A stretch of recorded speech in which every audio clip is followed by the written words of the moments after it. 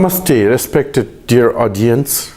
I'm back again with my weekly program Talk with Om. Today I brought a new personality, and this personality is involving in tourism sector. He has secured several positions in Lions Clubs International since 2015. So has he in Nepal Red Cross. He has started his tourism career as a trekking guide, and he has got masters in business studies. Let me welcome current president of Tourist Guide Association of Nepal, Turgan, Mr. Badri, Nepal. Namaste, sir. Welcome to my program. Thank you, sir. How are you, sir? Very good. You are very much influenced by multicultural society. Your interest has really helped you to get into the tourism sector or not?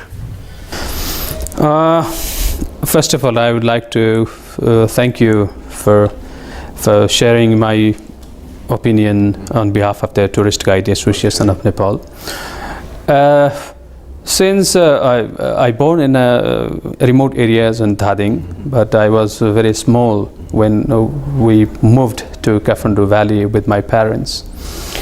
Since then, I grew up with this cultural city. I've got a chance to know more about through my friends, through other neighbors, and that is one of the cultural things which attached me. Because since then I frequently see to all the foreigners when I go to school, because I study in a Saddabato in a Lalitpur.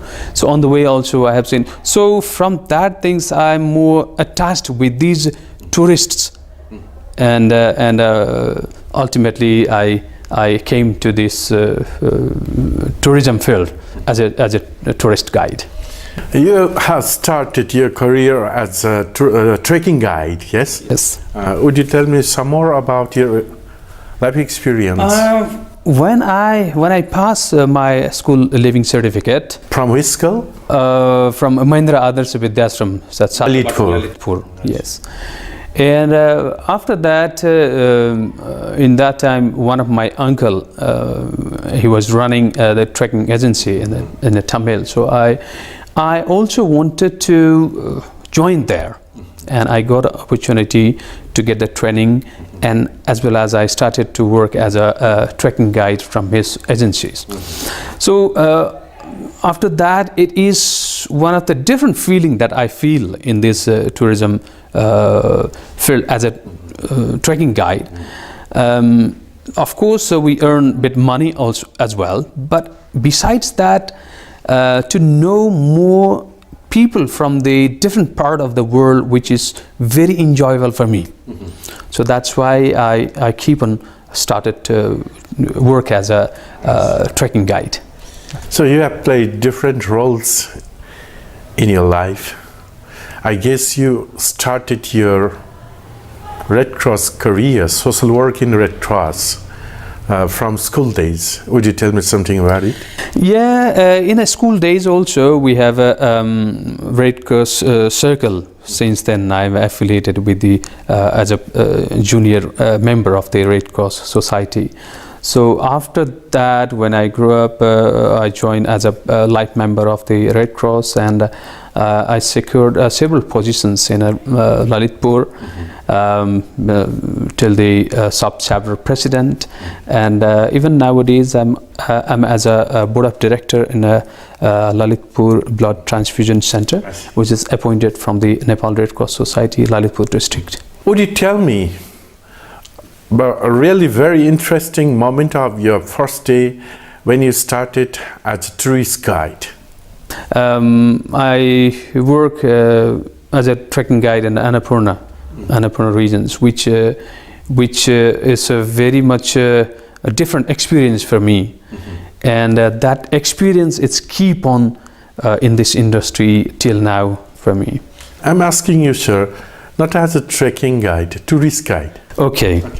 So as I told you that from 95 to 2004 I work as a trekking guide. After that I got a training of tourist guide. So I started to work as a tourist cultural guide in Kathmandu, especially Kathmandu Valley. So till now I'm also as a tourist guide working here. So, sir, most of the laymen thinks that in tourism sector, tourist guide even goes to trekking sector, rafting and blah blah blah. I think there is somewhat difference. Yes. Would you please clarify? Layman, they always think that tourist guide, it means that the guide who guides the tourist for all the sectors, but it's not true in the context of Nepal. We have a tourist guide who is the guide as a cultural guide as well, who guides around the Kathmandu, Pokhara, or in the urban areas. And the trekking guide, we have a guide who bring the guests to till the base camp by all the walking, and a mountaineering guide. Takes the people to the top of the peak, and we have a rafting guide who guide the raft in rivers, or nature guide who is the guide of the. So we have several guides. They have their own duties, the area of the duties and the responsibilities. Yes. Sir, would you tell me your training days in Natham? I trained as a trekking guide in '96 from Natham. In that time, it was known as HMTTC. And 2004, I got a training of tourist guide. Yeah, when I in the training, I already know about the tourism industry because I have already worked several years. So it's not difficult. It's not the new for me. So it's very enjoyable, very knowledgeable training what we get it about in 3 months. So after that we came in a profession. That's just before you started training guide there, you have already experienced something. Yes. Sir, how do you connect travel and tourism with social work?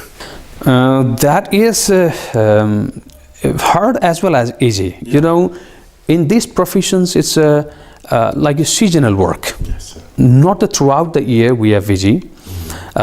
Especially in the season, if we look after the 1 year, hardly we have VG 3 months, 4 months. Rest of the time is free. So that time I use my time. I involve in several organizations as a social organization to do some contribution to the society. So that's how I'm connected, and then it's not. Difficult to manage the time as well. But in the season, it's sometimes it's difficult because we have to be very busy in the season. But in off season, we have plenty of time where I can work as a. You could start another job during that time. Yes, but another job is also should be the same type of temporarily. Yes, I see. Okay, sir, please tell me something about Turgan and your experience there, and as a president. Turgan, it's a tourist guide association of Nepal where all the tourist guide license holder tourist guide is affiliated or linked there. It was formed in 1991, and there is just so many past presidents of that. I'm the number 10th, the president of the Turgan. Your tenure is 10th? Yeah, no, 10th, yes, but it's a 3-year tenure. And basically this Turgan is all look after all the rights of our members, tourist guides, their remunerations, their problems, all the voices that we raise on behalf of the Turgan to the government, and all these things, and as well as to rephrase tour guides, because they need several refreshment training also. We organize several program which is for all the tourist guides. So that is more. Yes. Are all the guides involved in that sector is getting all kinds of facilities like provident fund, insurance, or not, sir? For that, not all the guides is connected with us, because the problem, I will tell you the problem. Those people who get trained from NATHM, not all the people, they come in the profession. They just get the training and they don't come in the professions. So more than half people who get the train, the tourist guide, they don't come in the profession. And those who come in the profession also, not all the people they have. It's not a compulsory to join in a tour guide, but most of the guides who work in a field, yes, they are. They're getting. Yes. And other thing is we are trying to give them more about their rights, but in the context of Nepal, not all the things that what we wanted to do.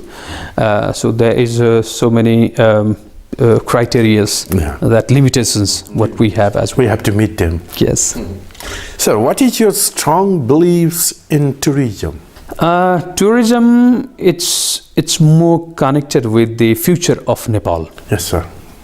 Because several problems that we have faced that since the earthquake, COVID, but in the future, that is the big industry of Nepal, which Nepal's can grow up very rapidly, is the tourism industry. Yeah. So, government also should focus about the to development about tourism industry of Nepal. And other thing is, in the past years, past days, we seen that a lot of the quality tourism are focused, but now it's rather than the quality, it's quantity is a focused, which is quantity also we need it, but somehow we are forgetting about the quality. So the both things have to go together like the two wheel of the chariot, that the quality as well as the quantity. So but in my belief, yes, that this is the industry which is the future of Nepal, because we have a lot of product naturally built, and we just need to sell it. Okay, sir. What should be done for sustainable tourism with quality services?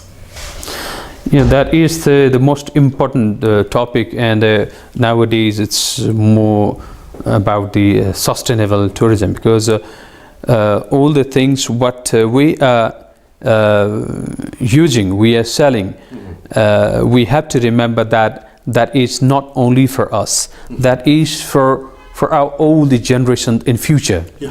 So we have to keep all these product what we have, for example, like all the Himalayas and all the cultural things, and so it's more important to focus in the sustainable tourism, which keeps for the entire future. So we have to be more focused in the sustainable tourism also, I guess. Meeting all the qualities. Yes. Quality services. Yes. And would you mention some potentialities of tourism trade in Nepal? Potentialities. How much? I think it defines itself, because our future, tourism is our future. It means it describes itself, I think. We have a lot of product which is naturally we got it from our ancestor, from the nature, and these have a lot of potential to bring all the tourists to visit and to generate more economic movement of Nepal. So the possibilities have a lot. The potential is it's more to sell these products in the world tourism market. Mm-hmm. So that's how we can bring more and more tourists to show all these products what we have it. So from that we can promote our economic standard or economic movement. And so our modern tourism here is going in two different ways. One is just in a very modern, ultra-modern way, lounge bars, different food outlets with very amicable environment, pubs, right, dance bar, cultural center, some blah, blah, blah. And another is homestay, locally, homestay, handicrafts, other cottage, just promoting cottage industries. How can we just balance them? There is just so many tourists. There is a different types, and some people they come to Nepal to see their history. Original. So all the villages, the life of the village, yes, and all the natures. These are the tourists. Some people they want to see that, but likewise, some of the people also wanted to feel more modern. The facilities. So, in my opinion, the both tourists have we have to entertain them parallelly, because this is the modern part is also growing up rapidly. So I just wanted to give you one example that yes, sir. I bring you Nagarkot for some foreigners. Some of them, when they reach there, they stay just half an hour, 1 hour, and then they say that okay, we have done. Just like see, we have seen the mountains. That's it. What to do next? No, next more. Then we don't have an answer for them, and they think that it's worthless to stay a night in a Nagarkot. So first, most of the people when we go there, they like very much to spend more nights there. They think that this is the nature, this is the heaven, where they can feel that environment. So the same place, same view, same hotels. Modern hotels, they are very much already used to. Yes. So it's depend upon the guests. So that's how we have entertained the both types of the tourists. So, and the modern tourism infrastructures, I think, are basically focused for the internal tourists. We ourselves, Nepalese people, and we should develop, I think, original Nepalese infrastructures, just like small villages, artificially set up nearby tourism sector. Tourist sector, I mean, right? Nearby. So that we can just welcome foreigners there and let them know the real Nepal. Yes. I hope so. Okay, sir, personally, what do you suggest to the concerned authorities for further upliftment of tourism industry? The concern authorities, it means it's more like we say simply word the government. Till now, it's the whole tourism industry. It's more led by the private sector. A lot of contributions they have done. They have investment and to market all the Nepals and. This should be encouraged. They should be. They are financially. They are, but it's not enough what they are doing there.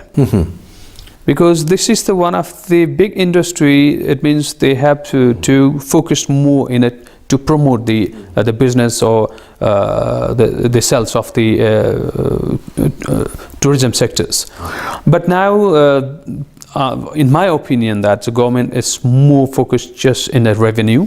Yeah, because this is the one of the big industry to get the. Take and give should be very honest. Yes, and nowadays it's all the authorities. There is so many authorities that which is local body and province government and central government, and after this federal system, there is so many problem is generated, where the people guests have to pay all the governments and the seven different sectors, and which is very more harassed them. So to promote Nepal, this concerned authorities is also not doing well. What we feel that, because for example, like you see, to be frank, yes, to be frank, because you see, after the COVID, we have seen that after the 1 month or 1.5 months, all the municipalities, ward office, they are distributing some the rice or the money or so-called the victim of the COVID. But no one think that more than 500,000 people who are working in this tourism industry, what's happening with them? With them, yeah. Even till now, they didn't get even a rupee from the government. No any scheme, no any package from the government. And we have learned helplessness of the private sectors, right? Yes, yeah, and so that is the big problem of all the people who work in the tourism industry, and no work, no job, and it's very difficult to survive. But the government, they did not notice it. They have noticed the people from the villages, even in city, they have distributing all these COVID packages and so. But no one get it in the tourism industry who are working there. Really? That's the government. They should do it. Yeah. They should share about the problem of the people who work. Some master plans should be forwarded. Yes. Sir, would you just mention some more really very significant hurdles that you see in this sector? In this sector, there is so many hurdles and problems. We are trying to solve it to talking by our own as well. The problem is series of the problem. Yes, sir. Like a lot of people, they are working without license, and we are trying to stop it. Is the government checking or not? No, there is no any checking by the government side. We always encourage, we follow, and sometime we from our initiation there is a several checking camps we organize, leading by the tourist police. We're trying our best to stop these, but they are doing, and this is directly related with revenues. Yes, and the other problem, the tourist, the group leaders, they guide their own. They don't hire any Nepalese. They guide their own, and so they are also working. They are not licensed to guide in Nepal. They don't pay any revenue, any tax in Nepal government, but they are doing. The other is all the facilities in the sightseeing places. Even a tourist, they pay 1,000 rupee or 1,500 or 500 rupee, but they have to go in they have to find some restaurants for the restroom. It's not well managed about the garbage or the restrooms and so on. And obviously we have to give frequently refreshment training for the guides. That is also one of the problem that we difficult to get to generate the sources, because it needs the cost to give the refreshment training, and several problems, and we have very difficulties to set up our remuneration also. Our remuneration is in between the Nata and the Turgan, so that is also one of the things that we have to do, and when the time to do the increment, there is some of the sometime it's a misunderstanding or something, but we are trying our best to go smoothly with all these authorities and the Natas. So, Mr. Nepal, nice talking with you. Finally, we have come to the end. Would you please suggest or extend some inspiring and guiding messages to the youth, Nepalese youth, to check them flying abroad, to start their own career here in Nepal? Would you just give some tips, please? As a tourist guide, this is one of the very wonderful job. Not only this one in the tourism industry, because nowadays, as you said, that a lot of youth, they are moving out of Nepal. I just wanted to give the one very example that what I think about these professions. You see, a lot of tourists, they come to Nepal to spending thousands of dollars. When they landed in the airport, we receive them, and we also travel with them.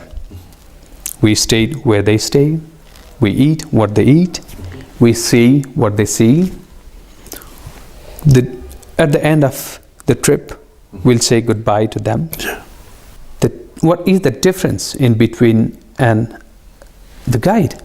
We also experience all these things, what they did it. But the difference is they spend thousands of dollars, and we get it.